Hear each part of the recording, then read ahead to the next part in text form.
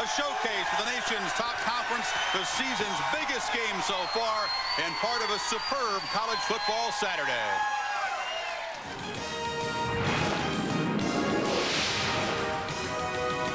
Across the landscape, it is a day to return favors, regain pride, and atone for past embarrassments. A day to seek redemption for superpowers Florida and Tennessee. In preparation for the Big Orange Nation, we'll go inside LSU. We're heading into Big Orange country. Let's go! Also, all-access A&M as the Ags await the ailing Irish. A&M Notre Dame. The hunchback comes to Kyle Field. Defenseless no longer, the Bruins can make believers of the Beavers. Illini ills have been cured, but now Kittner's crew visits the Big House. Plus, a first test for Northwestern. And right here, a plain old Great Plains showdown. Big 12 is here. I mean, K-State is here. It's everything. So pretty much, in the words, it's time.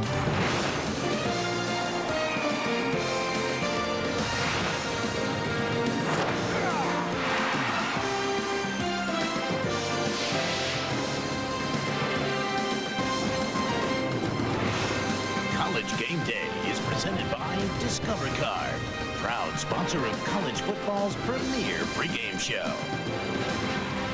Here at Owen Field, the Sooners have never lost under head coach Bob Stoops. He is 6-0 against top 10 teams. They've won 16 in a row overall. A few minutes ago, the new breed of K-State Wildcats come in. They fear no one, including the defending national champions. Good morning and welcome to Norman, Oklahoma, and the 90-minute College Game Day. Chris Fowler, Lee Corso, and Kirk Herbstreit. We're counting down to kickoff here on ABC.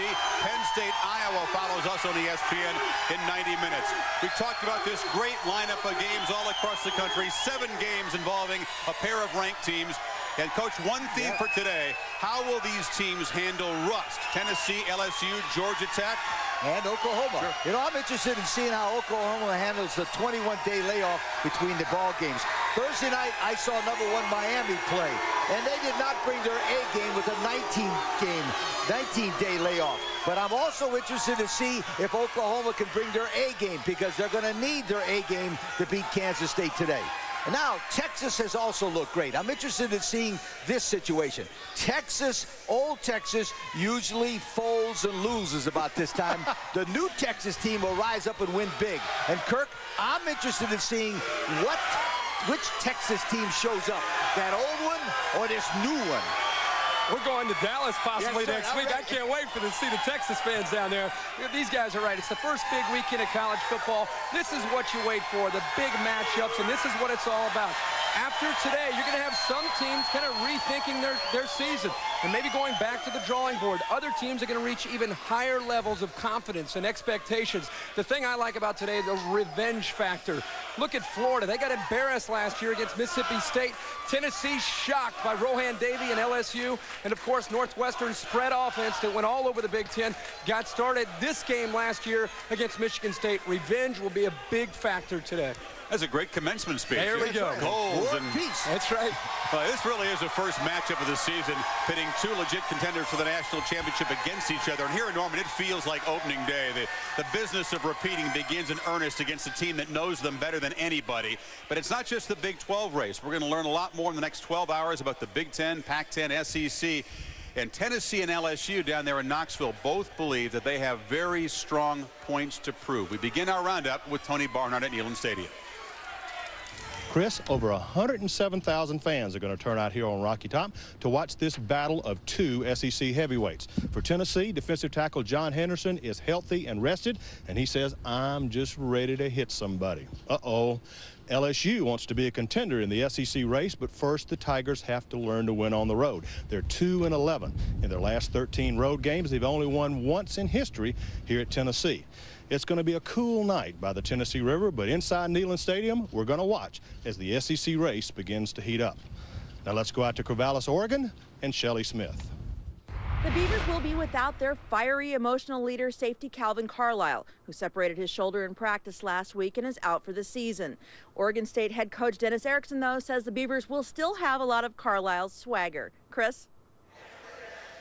And payback definitely motivator in that game as well. A lot more in the Bruins and the Beavers coming up. Now for the headline here from Norman, we go to Steve Seifert. Steve, good morning. Good morning, Chris. Hey, Chris, tell me, how many days has it been since Oklahoma played?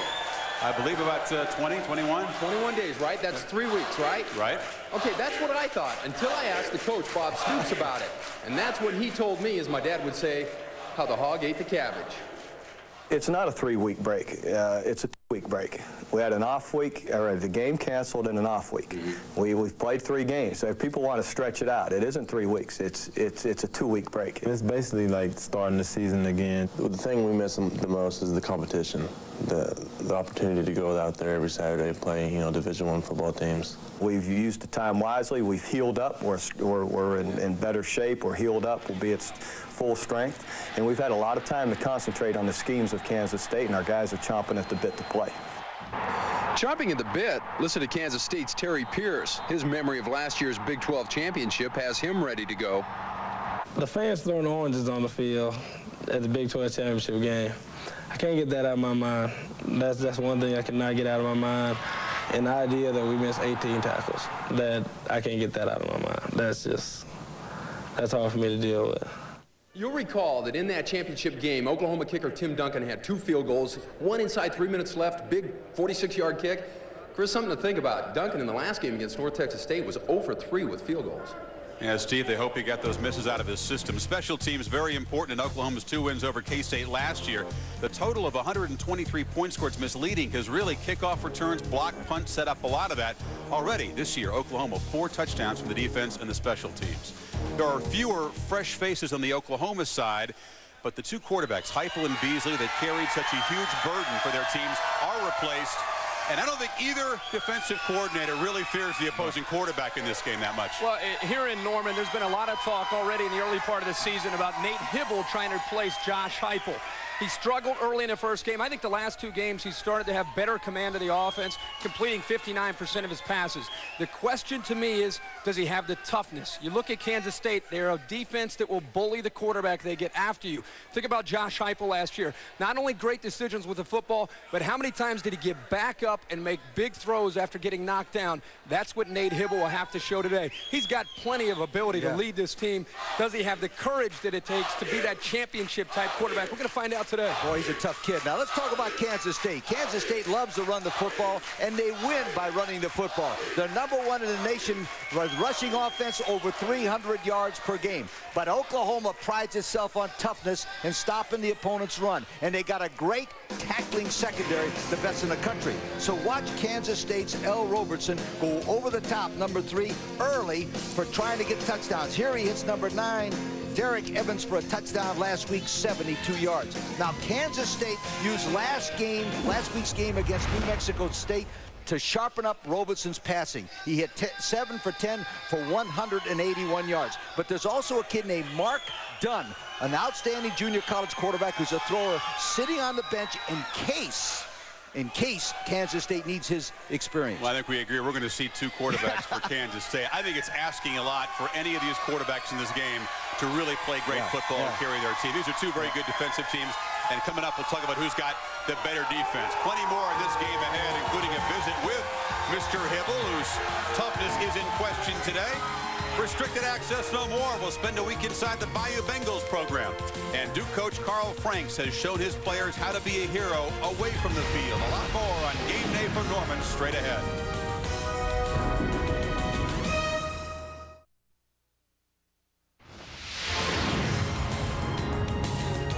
Today's show is presented by Discover Card, proud to be the sponsor of College Game Day. And in part by the first 1-calorie cola that tastes more like a regular. Pepsi One. This one's just right. Well, this week on Game Day Q&A, we asked several of the top college stars after whom they modeled their games. First up, Woody Dantzler. I most time my game probably after Warren Moon. One of the few black faces at the quarterback position, which was pretty much unknown for a black guy to be playing the quarterback since it was supposed to be such a cerebral position, and I guess black people weren't smart enough to play quarterback, but just to see him gave me inspiration. Marcus Allen. That's the smoothest dude to ever touch a football. You can't explain what he does, you know? He's not the biggest, not the strongest, not the fastest, but he never took a clean hit.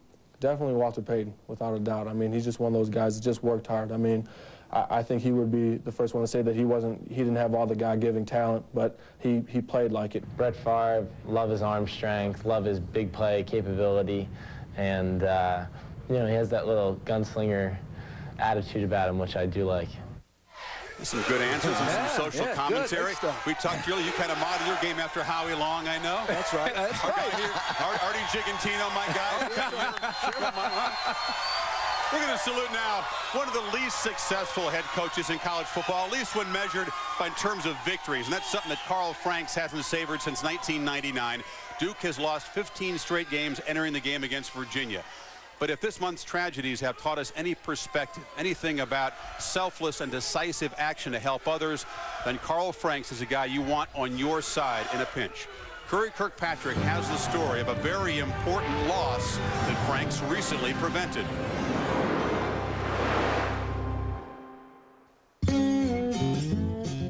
The cool, calm waters of Falls Lake wind through the lush woodlands of the North Carolina Piedmont, 25 miles from the campus of Duke University, an inviting oasis for any and every man to escape the stress and strain of his workaday life. On Friday morning, September 21st, the ripples off Rolling View Marina were just that for Carl Franks. He comes out here every now and again and gets to get away from the game, so to speak. I hadn't been out there in about 3 or 4 weeks, so Mike Hawley and I figured we'd run out there, take about an hour and a half, and get the boat out of the water, and we'd be back. We got there about 5 minutes to 8 and went straight to the boat to make sure it would crank. They hadn't cranked it in a while, and we saw Doug drive up. Well, right before Doug drives up, we hear an engine rev up and a splash. The sound the two men heard was not unlike the normal noises floating through any marina on any Indian summer morning. The problem was the splash came from right here. The two men were walking on a dock clear across the marina over there. It wasn't until 10 minutes later that they discovered what the splash was really all about. It looked like a boat had overturned. You could see the windshield or something on it. So, Coach, let's go down there and check that out and see what kind of boat it is. The only part you could see was where it said 4x4. The rest of it was underwater. I said, that's not a boat, that's a vehicle. They saw that it was a Jeep, and they came running back up to me and said, you have a Cherokee in the water. And I was like, what? I saw the tire prints in the gravel and the bubble still coming up. I said, you know, there might be somebody in this thing. There was. Marty Allen, 37, who had been staying on a houseboat, had suffered a seizure at the wheel, causing the Jeep to plunge 15 feet into the murky marina. Whatever happened, he accelerated and did an Evel Knievel into the water. Carl started taking his watch off and his shirt off, and he was ready to jump in and go after it. Coach Franks jumped in from here, and I jumped in over there, and we met right in the middle. And I got to the back, and you just took your hands and you peer in the back, through the hatchback, I guess. As you looked inside, there was a set of eyes blinking at you. And it was, the water had filled up over the back seat. It would come up to just over his mouth. And it kind of surprises you when you look in there and see that. And I heard something inside, and I'm not sure if it was him hollering at him or something, but looked up and I saw somebody. We hit the button, it opened up, and he just kind of just floated right out. Did those eyes blinking back at you, was that kind of scary? Well, a little bit, and a little bit relief, too, because you know, he was alive. And then when we asked him if there was anybody else in the vehicle, and he said no, that was the big relief. Back on shore, while emergency teams aided the semi-conscious Allen, Franks returned to Duke.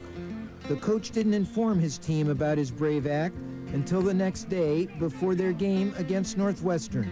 I didn't want to distract them, and I didn't know how big a deal they'd think it was. That kind of proved to everyone, you know, as a team and players about, you know, what kind of person he is off the field. As a player, it's pretty reassuring. Anytime you save someone's life, it's definitely a heroic act. It's hard to call anybody a hero. I know that if I would have been in that Cherokee, I'd appreciate the fact that Coach Franks was around. We did what needed to be done at the time. And I think that's what most people do in life. You do what you have to do at the time. The gentleman whose life was saved by Carl Franks declined to be interviewed by us, but he did say that sometime very soon he wants to personally thank Coach Franks. We salute him. We'll shift to the Big Ten when we come back here. Marquise Walker will be alone on an island with the Illinois Corners, who have the edge. And speaking of that conference, Zach Kustok and the Wildcats shocked the Spartans last year. Michigan State wants payback against Northwestern. We'll break those games down when we come back to Norman after this.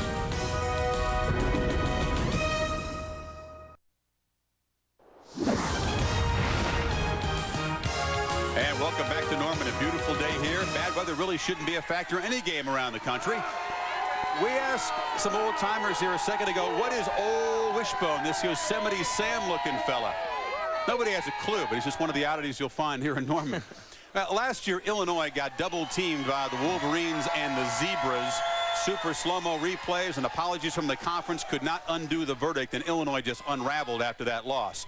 Turner's troops focused today on just ending a miserable streak. They've lost 7 consecutive Big Ten openers. Michigan, by the way, has won 19 in a row of those. Illinois did conquer the Big House a couple years ago in a shootout. In the last couple of games, a total of 129 points scored in this game. Kirk, there has been precious little defense played in recent years in this game. Well, if you look at the Michigan defense, early in this season, it was supposed to carry the team until the offense would eventually catch up to the defense because of missing so many key players. Well, the defense has really been an Achilles heel, at least the pass defense. It continues to be a problem. Last week, they gave 374 yards up through the air to Western Michigan, and they better get ready to face Kirk Kittner and put pressure on him if they're going to have a chance in this football game. Michigan's pass rush has been better. It's just that they're giving up the yards. They already have 11 sacks in 3 games, 21 sacks all of last year. But when they blitz, they leave their corners out on an island, and that has been a problem over the last few years since Charles Woodson and Andre Weathers left Ann Arbor. I expect this to be a high-scoring football game, but I will say this. I think Michigan's defense will come into this game and play inspired, playing at home in front of that hostile crowd at the Big House. Michigan's defense will come up with the key plays late in the game. Wolverines will win a big one at home.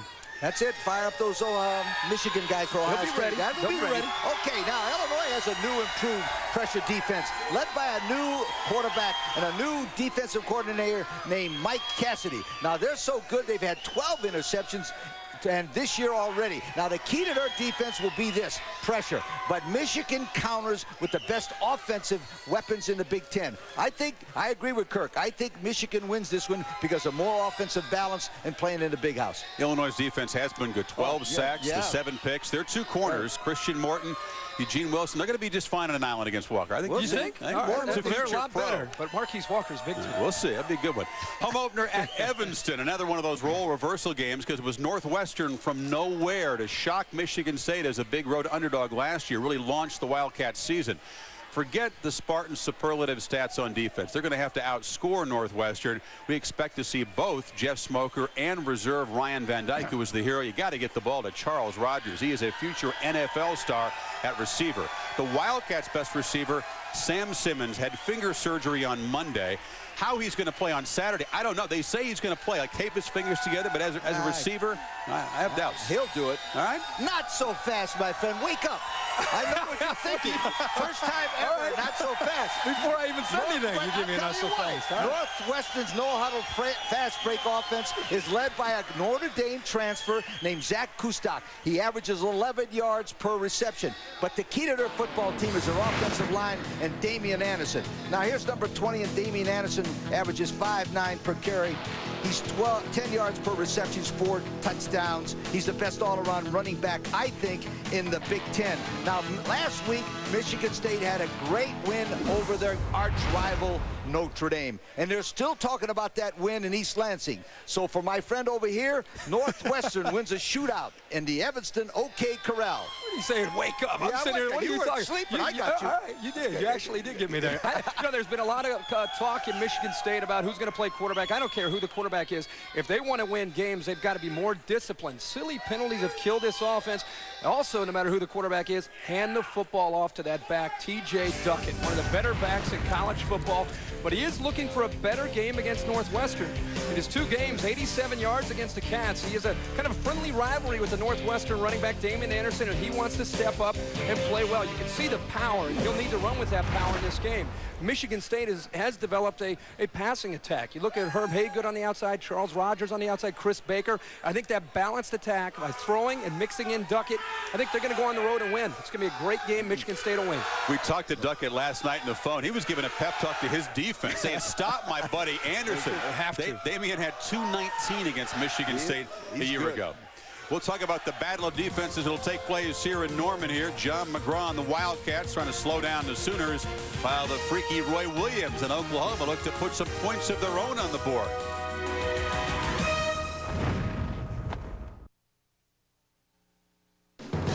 ESPN Classic Tradition is brought to you by Tostitos Scoops, the Dip Lovers Chip. Now welcome back. The Roughnecks and the Sooners Schooner ready to roll today. The Big 12 Conference has 4 of the top 9 in the poll. The Huskers take on Missouri. The defense has taken note of the Tigers' offensive success last year. By the way, Eric Crouch featured in College Sports Century on ESPN Classic this Friday at 7:30. He'll talk about being a father and preparing the relationship with his dad. Chris Sims has some more doubters to silence. Red Raider coach Mike Leach took indirect shots at Sims, saying he was kind of average, and Sims told us last night he has put Leach on the list, and he has taken note. Well, this game here might not be a traditional rivalry, but it's certainly an emerging rivalry. You got 4 Oklahoma coaches, Bob Stoops, both coordinators included, who were assistants under Bill Snyder. Phil Bennett, the coordinator for Kansas State, was an assistant right here and recruited a lot of these Sooner players. All the coaches involved believe that that bad blood angle has been overplayed. It's a non-factor. May have been overplayed, but it's still very much a factor. But even a bigger factor, how these green quarterbacks and these offensive lines are going to react against a couple of dominating defenses here. K-State's reloaded. Oklahoma's could be better than the 2000 edition that smothered Florida State, one of the great bowl performances ever. Going back 3 years, the Wildcats have the stat edge. In 2001, too early to employ the numbers, so we asked the principals to compare and contrast. The defense saves the day. I've been around college football for a long time, and I think it's one of the fastest defenses that I can recall seeing. They're real fast. I mean, they come off the ball. I mean, they don't sleep one play at all. And again, Kansas State never fools. They like to bring it like that, man on man, and bring the heat, which is, I like to see, you know, aggressive and not sitting back, waiting on their heels. Speed becomes an important ingredient, you know, for any great defense. You have to recruit speed, and I think that's what most great defenses you see nowadays, they all have the ability to run. I think both groups would take speed over size. You know, I know we would here. We've played 3 games this year and have scored on defense each and every game. He's got a chance to score! I think it shows our ability to make plays defensively. And I think that goes to our players, you know, the aggressive play, the speed, the way they play defense. Their defense is a lot like ours. They believe, regardless of how many wide outs or running backs, got to stop the run first. When they have 8 men in the box every play and locked up on all your receivers out there, it's kind of hard to run the ball again. They're probably a more man, sell the house, bring everybody blitz team. We're probably a little more conservative zone blitz. One has gotten away from number 38. Now just grabs him like it was calf groping. There's a difference between being fast and playing fast. I know they can play fast, and I think we play fast. To say they're the fastest, hey, maybe, maybe not, you know, but being the fastest defense don't make it the best defense all the time. Everybody on our defense have heart, and I believe in the next person who's playing beside me, and I'm pretty sure he believes in me too. When you know the guy next to you is going to get his job done, and he knows you're going to get your job done, it makes defense a hell of a lot easier. You can tell that defensive belief has not been tempered with the fact that both games last year between these teams were kind of high scoring. You said before this season, much bigger emphasis on defense around the country, and you think in this game as well. Well, I think if you look at these two teams, it's obvious the reason they're national title contenders is because of their defense. And the way they attack on defense is very similar. But Kansas State deserves a lot of credit because of the way they've lost great players and great coordinators over the years, yet they continue to retool and continue to have one of the finest defenses. It's kind of a blue-collar mentality. Oklahoma, since Mike Stoops and Bob Stoops have arrived in Norman, whole different level, an in-your-face type of mentality now in Norman. And also, now that Oklahoma is in the elite of college football, they will be able to recruit great athletes year after year to fit into this defensive system, so they're going to stay at the top in college football for many years. They shut out that good Florida State offense last year, right? Well, they're a sure good did. defense, and you can do that. Now, let's take a look at the key ingredients to have an excellent defense. And let's take a look at Kansas State. First of all, you start with the defensive coordinator, Phil Bennett. He's been 23 years as an assistant coach in college, and his 2 defenses at Kansas State both have ranked in the top 4 nationally. Then you have to have a great middle linebacker. Take a look at Terry Pierce for Kansas State today, number 56, 6'3", 250, a freshman All-American last year. And then you have to have a cover guy, a guy on the outside that can run. Number 4, Terrence Newman from Kansas State is the Big 12 100-meter champion. He can fly. I think this is going to be a great hitting game, and I would not be surprised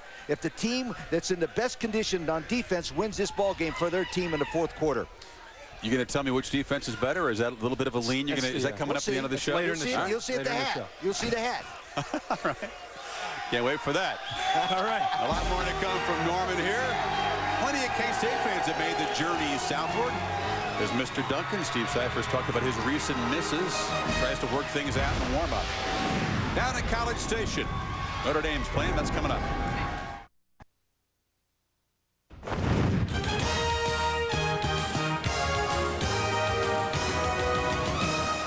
Josh Scobie, an Oklahoma native, he says it's a pride thing coming home. He's been the main man for the Wildcats offense.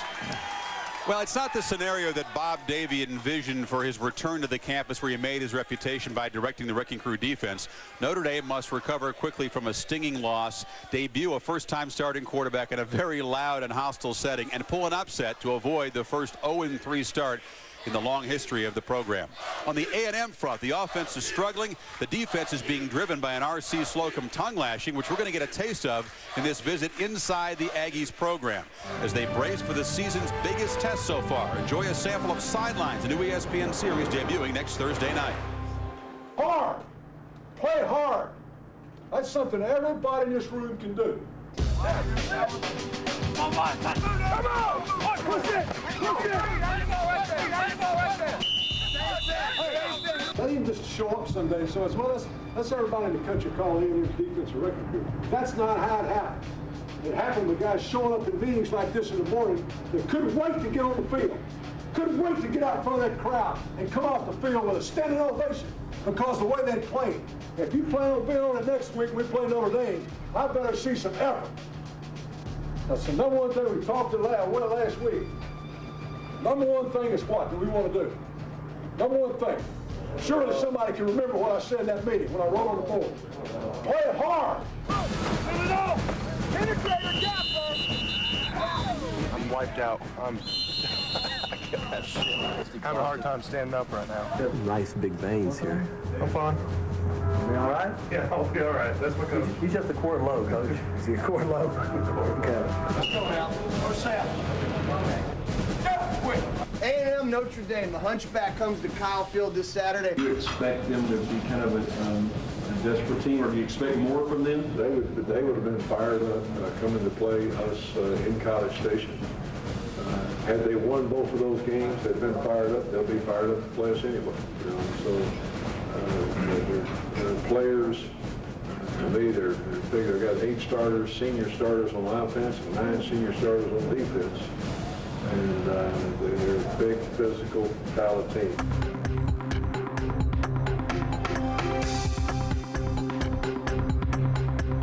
Let's go.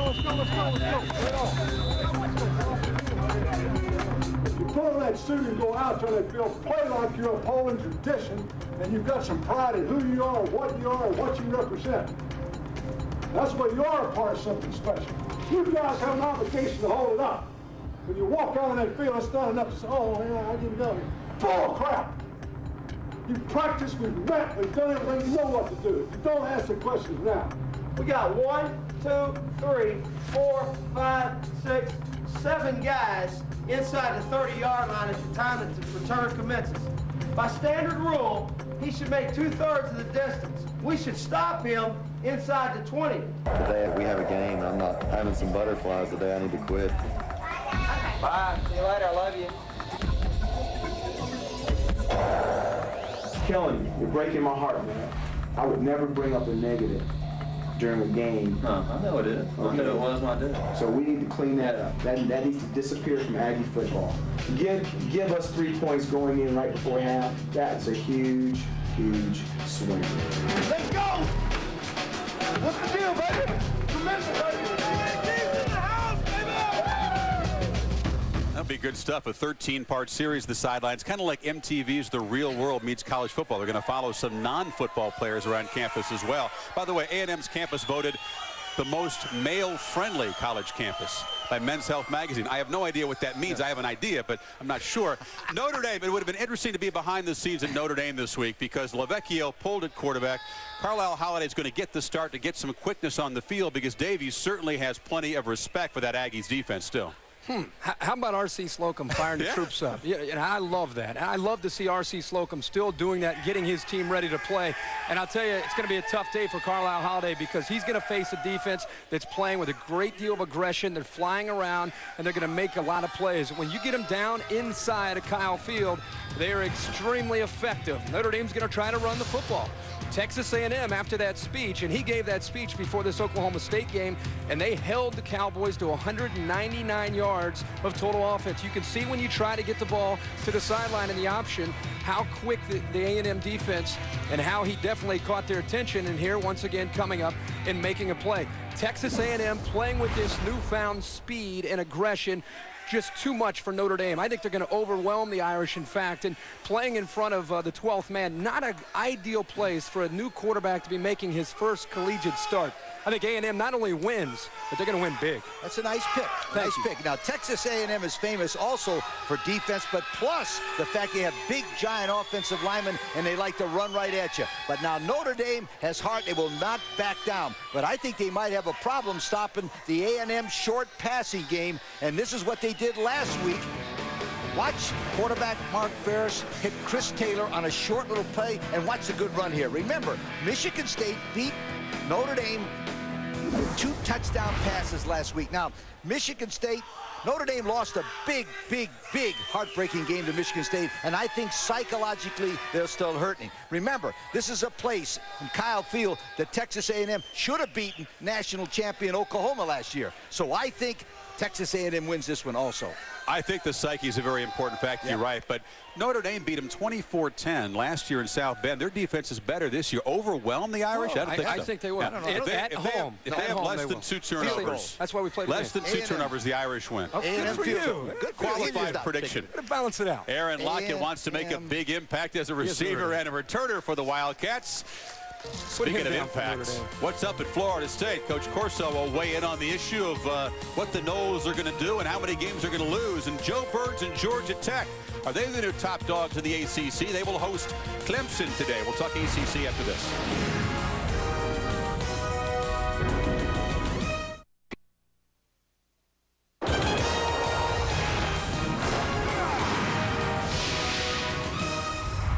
Welcome back. The Sooners have used the backs a lot in their passing game. Receivers like Josh Norman want to make a much bigger impact beginning today against Kansas State. Well, in Chapel Hill, they mocked the chop. They mocked Florida State after the most stunning 3 hours in ACC history. Carolina completed an 81-point turnaround from last year's 63-14 loss to Florida State. A landmark win for John Bunting. Try to build on that against NC State today. The Noles' nightmare was a total team effort and the worst loss since '85. New offensive coordinator Jeff Bowden beating himself up. Chris Ricks has really taken too much of the blame. We thought the young guys looked confused. They looked timid.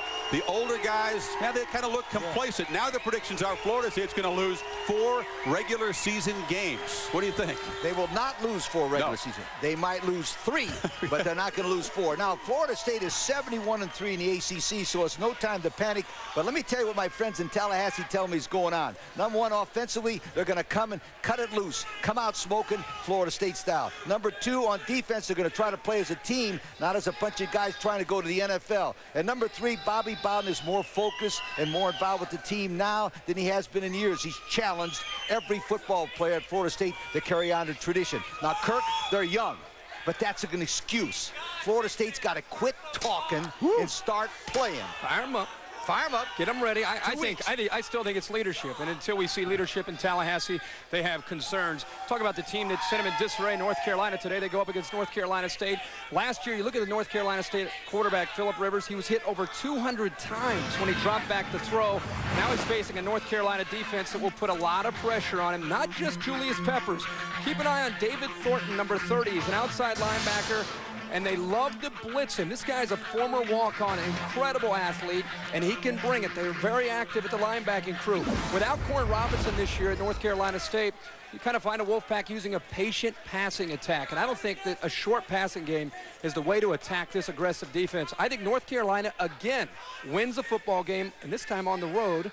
And I think they're going to do it with that defense again. Rivers only been sacked twice now. They're pretty good at pass protection. That's a great matchup. You're right. It is a good matchup. Which has been the most suspense-filled rivalry in recent years? This little over-the-shoulder is kind of giving it away. 5 straight Clemson Georgia Tech games have been decided by 3 points. The last 4 won by the Yellow Jackets. You recall last year, George Godsey threw for 454. Kerry Watkins made the circus catch to break Tigers' hearts in Death Valley. Now Clemson comes off another heartbreaking loss against Virginia. The fans are howling. Woody Dantzler taking the blame in that game for a key fumble, but he carries a huge burden now because they're nicked up at wide receiver. Jackie Robinson has a broken jaw. Clemson very thin at receiver.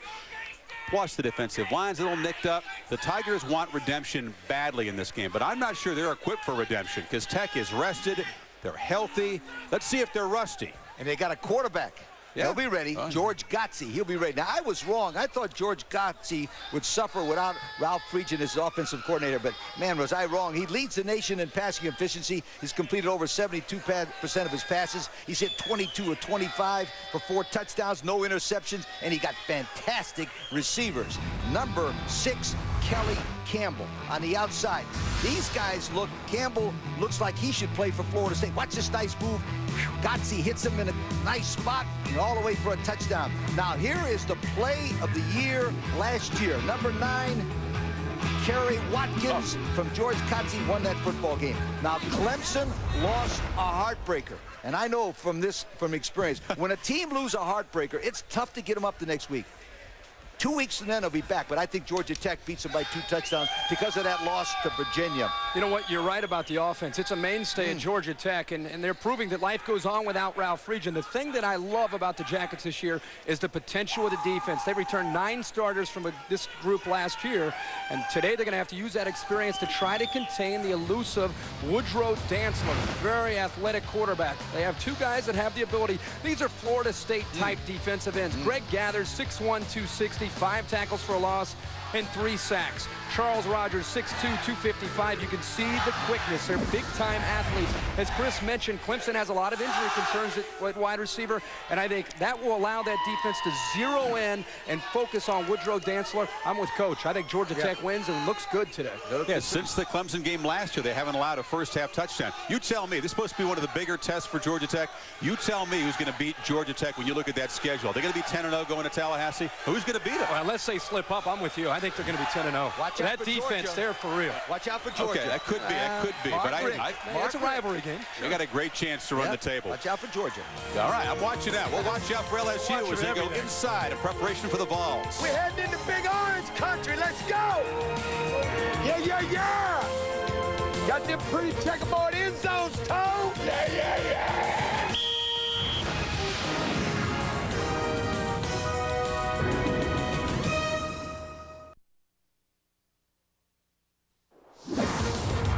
College Game Day is presented by Discovery Card, proud sponsor of college football's premier pregame show. That man on the spot today. Can L create a W for Kansas State? L. Roberson, a month ago, beat USC on the road, tore up New Mexico State, but these are not the Aggies of New Mexico State that he's going to face today. Time now for questions from the Sooner Nation. Wanted to find out what's on fans' mind. What do they have for Corso and Hurt Street today?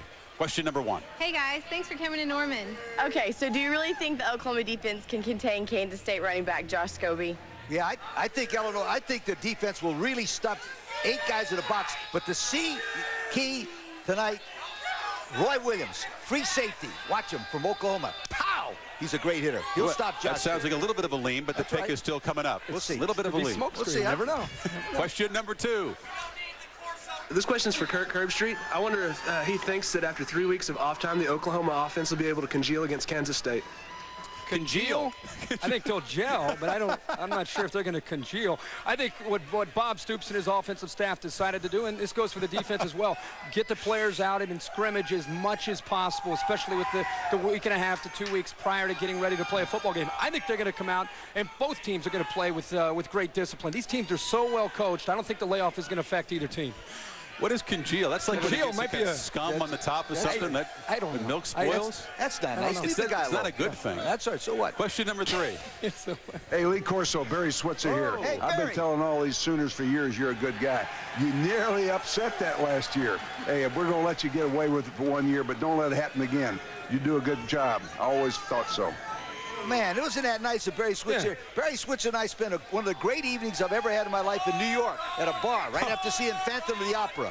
We better go to break before you really explain what happened. Exactly. Just stand around and drink. Had a good time. I'm sure you did. You had a chance to coach against Bo and Woody and Holtz and Bowden and Osborne. Did you ever have the opportunity to lose to Switzer? No, I never lost. I never lost to Oklahoma. Okay. You ever played Oklahoma? That's so what? That's the key to not losing to them. Questions on ESPN.com. It's Lee Mail and QB Mail, and Lee and Kirk will actually ESPN.com stooges filling in. They will actually answer the questions for you. Kill them. We look forward to that. Do it real. All right.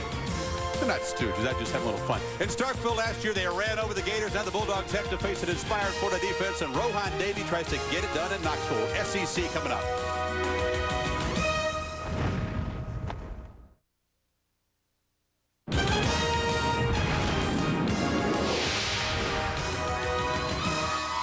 Well, 43 minutes to kick off. Almost every seat Owen Field is taken. Coming up, we'll focus on Curtis Fagan and the Sooner offense. We'll hear from quarterback Nate Hibble and, of course, predictions. Now, today's theme in the SEC, West visits East, and some of the home teams share the common rallying cry of redemption, teams like Florida and Tennessee.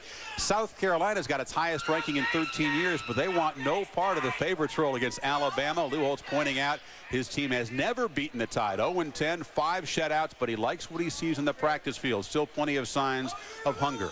We bring back Tony Barnhart from Knoxville. The Gamecocks, Tony, this is a very interesting challenge for them as favorites, even though Alabama's offense is really struggling, especially on third down.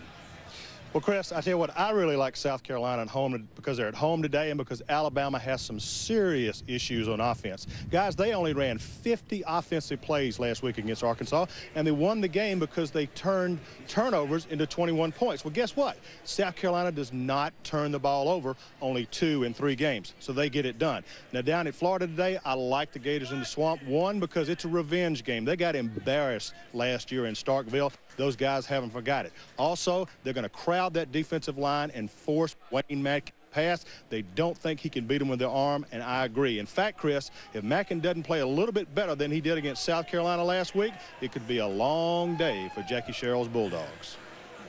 Tony, I'm with you there. They're not going to get a chance to pay back to Senzo Miller, the Gators defense. He's got a high ankle sprain, so his roommate, Dante Walker, is going to have to carry the load.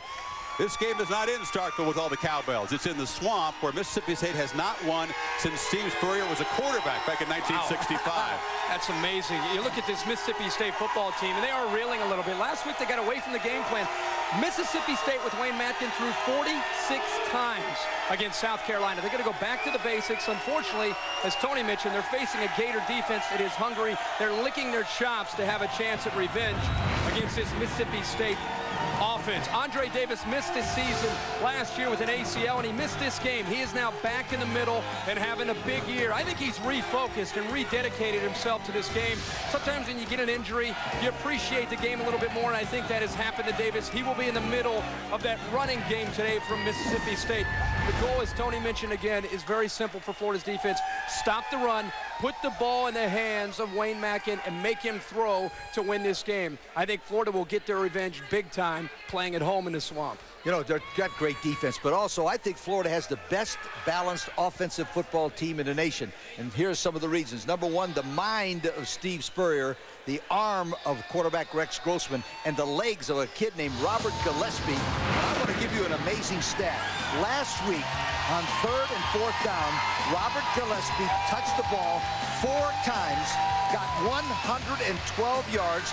That's an average of 28 yards per touch. Now, that deserves a yo, a double yo on that one. While last year, Mississippi State embarrassed the old Florida ball coach. Watch out.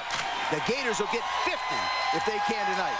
Well, 50. We like Joe Lee Dunn, but he just made no adjustments against that old school South Carolina offense. Now it's a totally different kind of attack. And that average quarterback, Rex Grossman, is where he likes to say, average 50 points a game. Yeah. So tonight, the Big Orange Nation awaits a breakout game from their offense. Fans, coaches, and teammates have just about lost patience with Casey Clausen, whose total is stuck at 1 touchdown pass. That was the first play of the season. And with Travis Stevens, who's had a little case of the fumbleitis. The Vols won't need many points if John Henderson and that defense plays like they say they're going to play.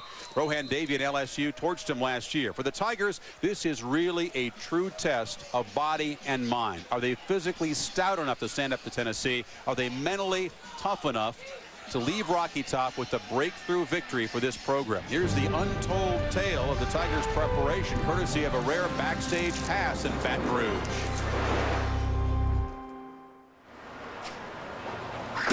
I'm gonna tell you what to do. Oh. You see 1, 2, 3, 4, maybe 5. Don't just keep the scout team, keep an eye on us.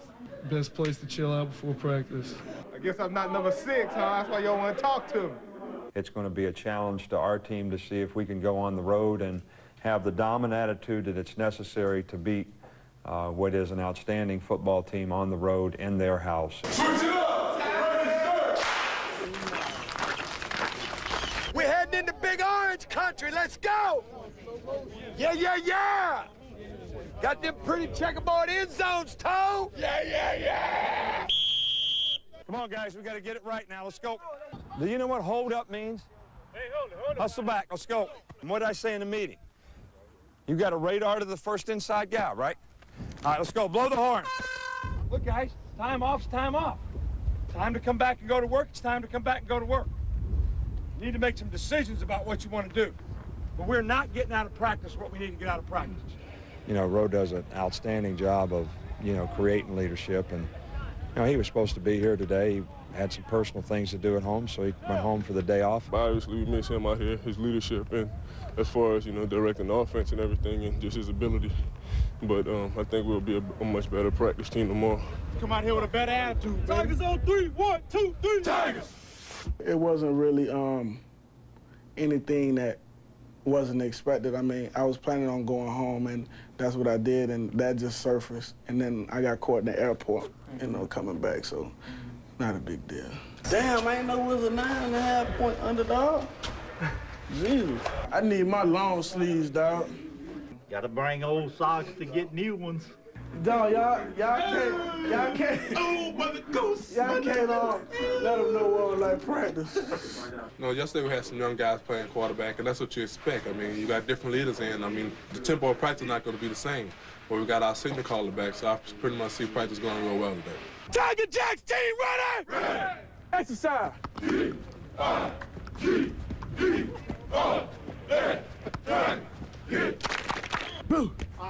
That boy, bro, good. Lead is back. We'll get him in a minute. Take it right over his head. Nice ball. Attaboy. But that's how you do it, by how we practiced today on both sides of the ball. And that was a great job. It was a good finish. Just to be out here and get back on the grind after missing yesterday is a good feeling. Had a couple mental mistakes, but nothing we can't correct the next 3 days. But having them out here made a big difference on both sides of the ball. Things were a little more organized. The tempo was higher, so I think it was very good for the team to have them back. I'm Josh Reed, wide receiver from the LSU Tigers, and I'm going to give you a tour of the locker room. These are the younger guys over here, as you can see. They're linemen, and just look at them. That's the new boy we got this week. Son, she's just solidly fullback, tight end, whatever you want him to play. Everybody knows the Buckers brother, Trell Falk. Some old fat guys over here, some linemen. There's the center right here, Rob Sells. See, they throwing jocks at me, dirty jocks. That's the locker room.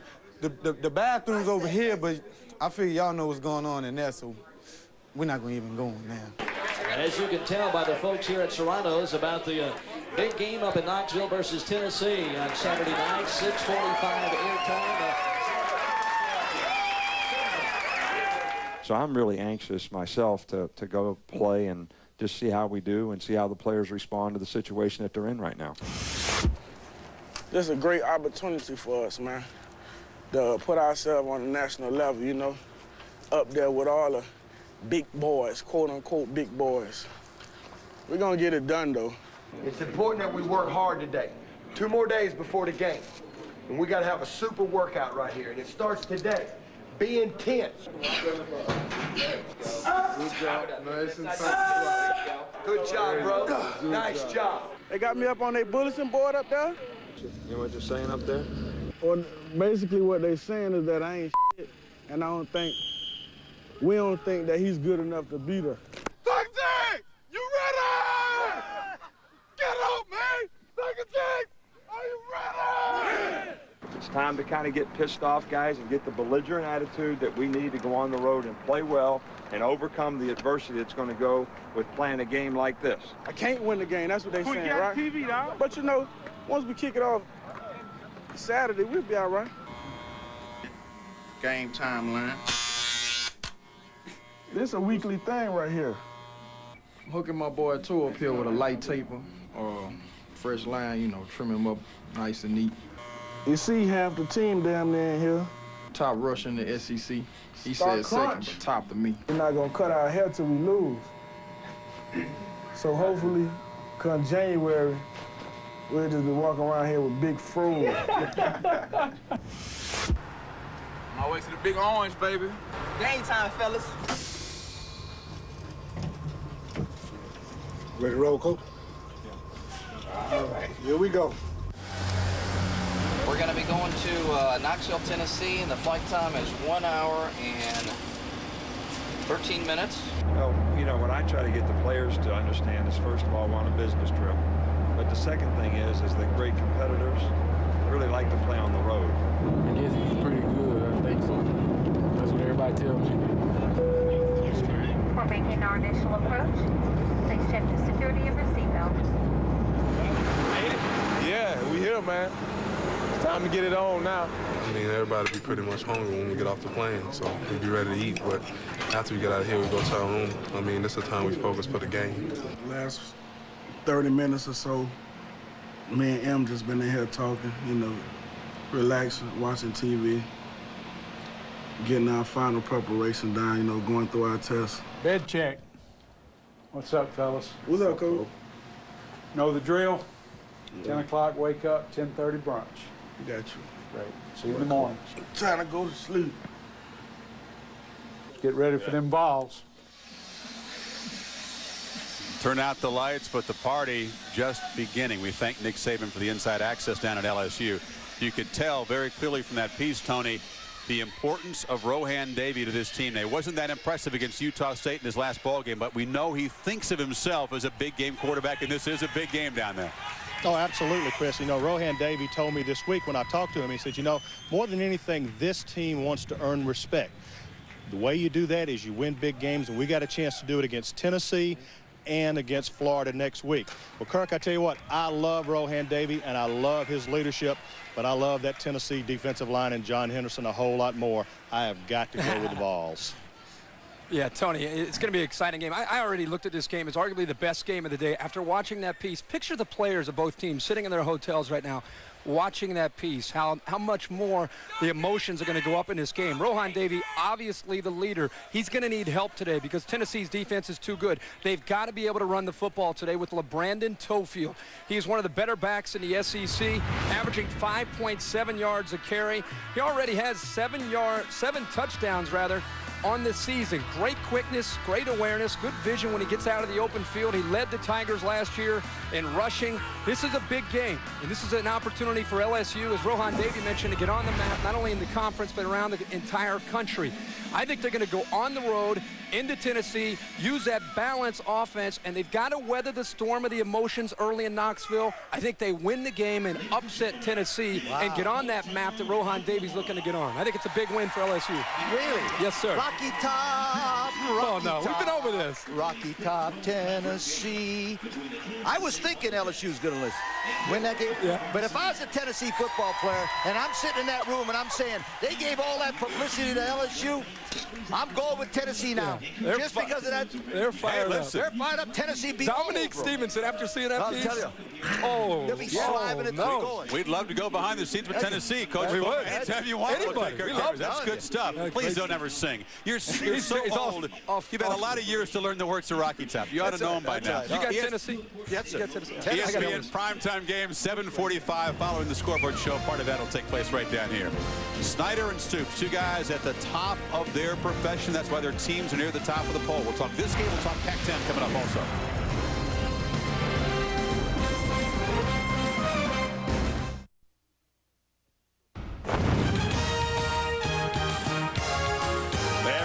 Diminutive one. Hugh Griffin of the Sooners, a big key in today's ball game. We'll talk more about this one. Predictions just ahead. Now Pac-10, and flashback to a year ago. UCLA had some big wins. They got cocky as they traveled to Oregon, and then they got smacked. They lost 6 out of 9 games. Now the 2001 Bruins go back to the state of Oregon, but they are hungry and humble, to quote quarterback Corey Paz.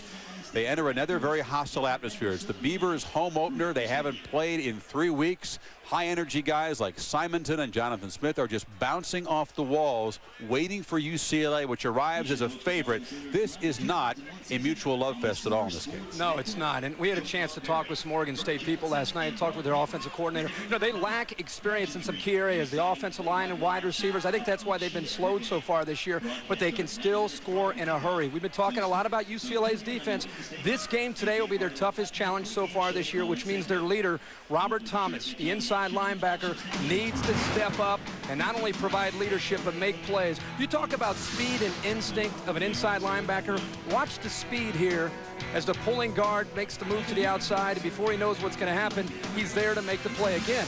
Focus on him on the middle here in the shotgun, which you'll see a lot of from Oregon State. The speed and quickness and instinct to come up and make a play. He's one of the best linebackers in the country. We've been saying all year how good this UCLA defense is. Well, today we're going to find out. And I think Robert Thomas will lead this team to a victory on the road because of that defense. And I think the UCLA offense is upset with the way they played last week. I think the Bruins are going to come to play. Man, we're killing them. Another not so fast, my friend. Another one. 3 in one show. Right. Everybody's talking about this UCLA great defense, great defense. And they did. They shut out Kirk's Buckeyes last week. But they have not played a good offensive team this year. Compared to Oregon State, they played nobody. And number 9 quarterback Jonathan Smith, here's 19 Seth Trimmer, hits him for a great play down the field. I think this situation is this way. Dennis Erickson has Ken Symington to hand the ball to. So with Smith and Symington, and I think that is very important. But here's the key point. You give Dennis Erickson 3 weeks, and I tell you what, not many people can beat him. I'm going with beautiful Oregon State to win and beautiful downtown Corvallis over UCLA. You're excited about this one. This should be a good showdown. Good atmosphere there as we check in now with Shelley Smith and Corvallis. Shelley, I know those folks cannot wait for the Bruins. Can't wait for any kind of football game out there, but waiting for a month. Yeah, exactly. Harold Reynolds may have grown up here, but this is a football town, and people are jumping out of their skin crazy waiting for this game. And I heard you guys arguing about UCLA's defense. One thing for sure is they will have a very tough test today. This team, Oregon State, scored 99 points against UCLA in the last 2 previous wins. But today, UCLA faces a very potent running back, as you said, Coach, in Ken Symington. You know, he runs hard, and we just got to hit him hard. You know, he's been running the holes, and we got a lot of anger towards him, so we're going to be putting the hits on him. A lot of anger towards him? Oh, yeah. From last year, the year before? We got a lot of anger towards the whole team. They embarrassed us the last couple of years, and, you know, we're a big program here. It's not going to happen this year because we got just a new defense, new attitude, and I can guarantee it's not going to happen again. It was a bad taste in our mouth, you know, last 2 years, but this is a new team, and they're a new team, and we're going to take it that way. We can't play tough defense. And I think that that's what we were focused on. I think that's what we came to do this year. That's something that's been thrown at them and that they've had to motivate from. And so it's only so often you can get called soft before you're really going to go out and, you know, work to counteract that. So that's what we're facing. Now UCLA has to do a better job offensively as well. Deshaun Foster fumbled the ball 4 times against Ohio State. But Chris, I'll tell you what, he spent a lot of time this week carrying the ball with 2 hands. He is very personally motivated. We talked about the challenge for defenses. Every week it's a challenge in the Pac-10 for defense. It's such a good quarterback conference. Joey Harrington is the 9th rated passer in passing efficiency. Another 4th quarter comeback. He shouldn't need one today against Utah State. Today we're going to find out who the sleeper team in the Pac-10 is. Stanford goes for their first 3-0 start in 15 years as they take on USC. Willingham talks about being like a race car in a draft. You kind of behind. Nobody sees them sneaking around. Then they make their move. They're going to be noticed if they get this win today. And so will Randy Fasani, who's my kind of quarterback, Kirk. He played tight end. He played fullback. He played special teams. Now he's a great passer. Well, he's the unknown commodity in the Pac-10. He's in a conference where people are talking about all the other great quarterbacks. But Chris is right. Randy Fasani, 8 touchdown passes with 0 interceptions. That's going to lead to some victories. But Carson Palmer also coming off a big game last week against Oregon. Threw for over 400 yards. At first glance, you think typical Pac-10, lots of points. Who's going to have the ball last will win? I don't think so. I think USC has the best pass defense in the Pac-10 going into this game, and I think that'll be the difference. I think USC's pass defense will slow down Fasani. I think SC wins. That's a nice pick. Let's talk about another Pac-10 game. Washington State and against Arizona. Now, Arizona has a great quarterback, Jason Johnson. He's completed over 64% of his passes, and he's a tremendous quarterback. But he's got even a better offensive coach and our former colleague, John Makovic. So I'm going with John Makovic and Jason Johnson to win this ball game. To deflate his surprise team. Right, that's right. It's not a fast, though. Right. That one doesn't count? No, it doesn't count. Okay, you picked the not so fast. That's right. We'll come back. We'll visit with Nate Hibble. This is a big day in the life of the Oklahoma quarterback. That's next from Norman.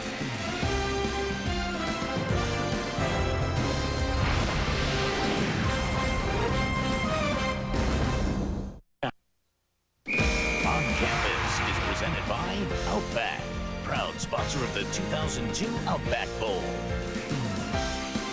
These teams are keyed up and antsy. Oklahoma's 3-week layoff. We've talked about that. Kansas State's had 41 practices and played 2 games, and one of those was a glorified scrimmage. A whole lot of rehearsing without the rush of a real live performance. Nobody feels that more than the 3 quarterbacks we expect to see today. Then again, Steve Cyphers, patience is a virtue that Nate Hibble's had to show for about 4 years now. You bet. You're right, Chris. I'll tell you why. Because all season long, people have talked to Nate Hibble about what's it like, how difficult is it to replace Josh Heupel? Well, he says that's easy. What's hard for Nate Hibble is to be Nate Hibble, because he admits it. Nate Hibble's a perfectionist.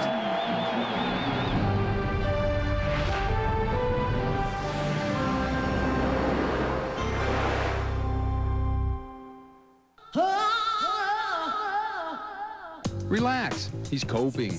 Nate Hibble is learning to live with it. Getting a B in college happens. Is it hard for you to accept a B? It was. It was at first. And, I mean, I still don't like it. You know, I still have a hard time with it. If something's going on, he figures stuff out. He's what I would call somewhat of a perfectionist. He's always trying to give you an explanation for why you're doing this and why you're doing that and stuff. So I try not to talk to him about anything really, because I don't want to hear psychological stuff. Frank's probably right. I like to find answers to things. He's a real grinder. He'll keep working at something until he gets it done. If something's not right, he'll continue to work it and rep it until he gets it done the right way. Like the golfer on the driving range, hitting ball after ball, seeking the perfect swing. That's Hibble. At least it was. In fact, Hibble was a member of the '99 national champion Georgia Bulldogs before he transferred to Oklahoma to perfect his other passion, quarterbacking. Two-sport athletes will tell you there's always some intangibles that you can carry over. I believe there's a lot. You have to have poise to be a golfer. You have to have confidence to hit that ball. Passing the ball takes confidence too. But after winning a heated battle for the starting job, Hibble had a mediocre outing in his college debut. That first Carolina game, he seemed kind of edgy and on the edge about, making decisions. I think he had, a lot of nervousness to him. If you looked in his eyes, you could see a little bit in it. But I've seen him really come into himself and starting to relax and get used to the speed of the game. Relaxing, but grinding still, Hibble earned game balls against Air Force in North Texas, leaving his confidence just a sand wedge away from the swagger. Do you believe in the quarterback swagger? I do. You got yours?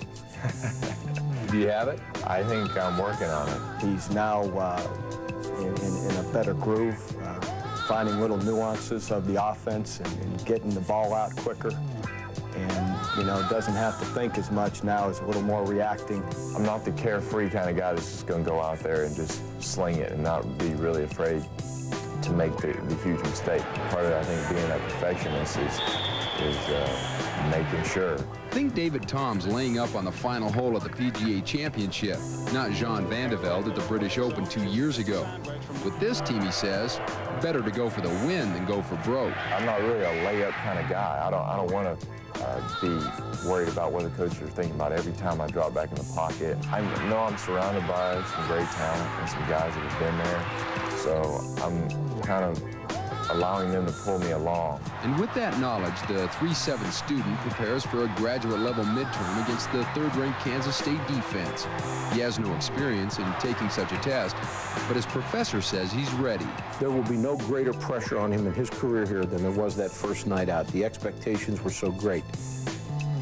We'll see. I'll let you know after the game.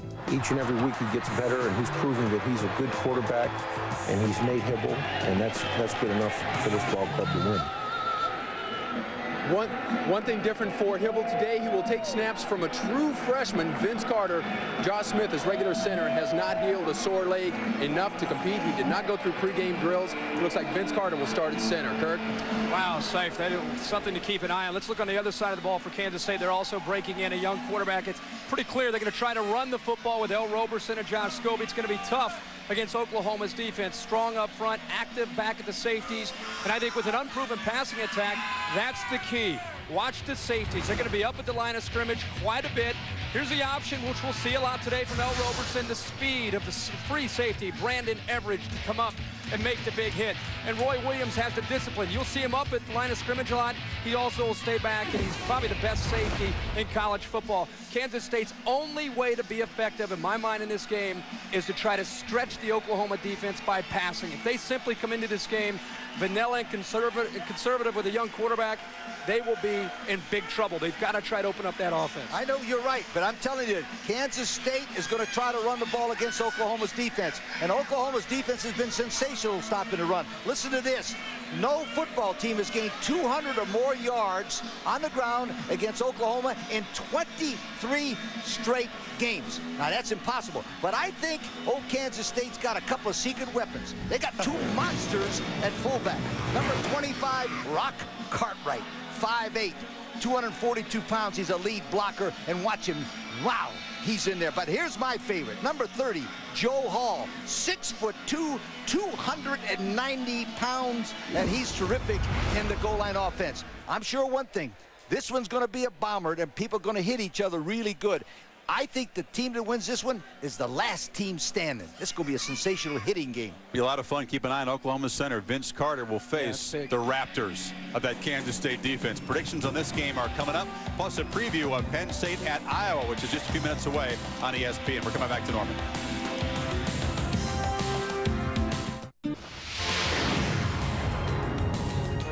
Today's show is presented by Discover Card, proud to be the sponsor of College Game Day. And in part by the first 1-calorie cola that tastes more like a regular. Pepsi One. This one's just right. We always keep an eye on Fresno State. They're still getting one first-place vote in the coaches' poll. They host Louisiana Tech. On paper, one of the better defenses in the WAC. On paper for now. Next on ESPN is Penn State at Iowa. The Hawkeyes fully expect to get to a bowl game. Penn State fully embarrassed after losing their first two ball games. For a preview, we go to Steve Levy and Todd Christensen. Chris, will the third time be the charm for Joe Paterno? He leads the Nittany Lions into Iowa today, still stadium. I will reiterate that point. Rather thirsty for college football. They're fired up over their team. They're 2-0. They've been brilliant. For Penn State, they've been an embarrassing 0-2. But in all fairness, you have to look at the opposition. You really do. You played the #1 team in the nation in Miami, and then you get Wisconsin, who gets their starting quarterback back for that particular game. So yes, they are 0-2, but they have played some really, really good teams. On the other side, you've got Iowa, who is 2-0, averaging 48 points per game. but not against a Big Ten opponent. I think they're in for a shock today against Penn State, and I think it bodes well for Penn State that they played last week as opposed to Iowa. Last year they played a double overtime thriller. Chris will have the opening kick in just a bit. And welcome back. If you're on ESPN2, welcome to Norman, Oklahoma. You're about to see Purdue and Minnesota. Back to this Penn State-Iowa game. Joe Paterno quoting Vince Lombardi and talking about death by inches, which is the decline of the Green Bay Packers dynasty. A lot of speculation. Paterno says it's not recruiting, as you say. He says it's a lack of leadership and character. We'll see if they can respond. It's also a battle in the trenches. Penn State, when was the last time you saw Penn State lose the battle up front on both sides of the line of scrimmage? By the way, the team they're playing today, Iowa returned 16 starters. They're 2-0. The faithful at Iowa City are beginning to believe, and that is a hostile environment for either quarterback that Penn State will throw out. I think Iowa goes to 3-0 today with another victory, and Penn State continues to look for answers. I'll give you two bad signs for Penn State. Number one on offense. The player of the week last week against Wisconsin was a guy named David Royer. He was their punter. Not good. And on defense, only Tulane has given up more yards than Penn State. Two great stats. I'm going with Iowa. Linebacker U is walk-on central at outside linebacker. You guys have some thoughts on other games today? Yeah, I'm excited to see South Carolina play again. The last time we saw this team, they were so disciplined. You look at Alabama coming into the game, kind of looking for an identity offensively. They're not going to find it in Columbia. I think the defense of South Carolina will come up, win this football game, and the discipline of that offense. I like South Carolina's. They keep going forward, winning games. I like to look at Antoine Randall L., IU's quarterback. When he gets 31 yards passing today, he will become the first player in the history of the NCAA to pass for 6,000 yards and run for 3,000 yards. Congratulations, Randall L., but the Buckeyes still win a close one. Time for this game. They're perfect at home under Bob Stoops. 16 straight. He's 6-0 against the top 10. You guys have disagreed a lot. You've usually gone for the upset. I've gone with all the upsets today. We'll see. Well, you look at this football game, you look at both teams have dominating defenses. Both teams have inexperience at quarterback. You have to look for an answer. To me, it's a surrounding cast. And because of that, I favor Oklahoma with all the wide receivers and all the running backs. Oklahoma at home wins again over Kansas State. Uh-oh, here comes the headgear. You're going to keep trying. He's got two props. Wildcat women love Corso, says the Sun. So do the Wildcat fans, but not the Sooner fans. This game's on ABC. ESPN has Penn State and Iowa. Enjoy that game, ESPN.